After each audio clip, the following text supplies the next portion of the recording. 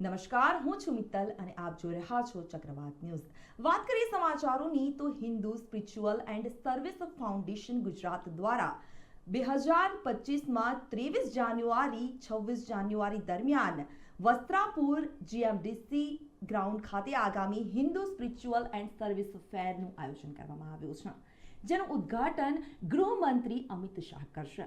આ મેળામાં વિવિધ સાંસ્કૃતિક, ધાર્મિક અને સર્જનાત્મક થીમ્સ સુંદર રીતે સંકલિત કરવામાં આવ્યા છે।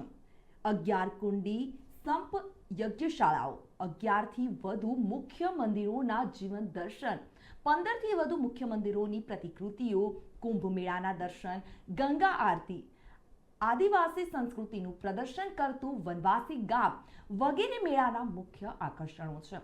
દરરોજ 2.5 લાખ લોકોને ગંગા સ્નાનનો અનુભવ કરાવવામાં આવશે।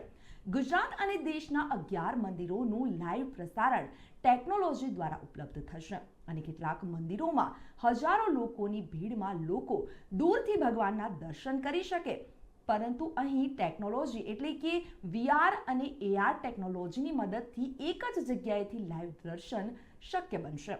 દરરોજ લગભગ 2.5 લાખ લોકો આનો લાભ લઈ શકશે।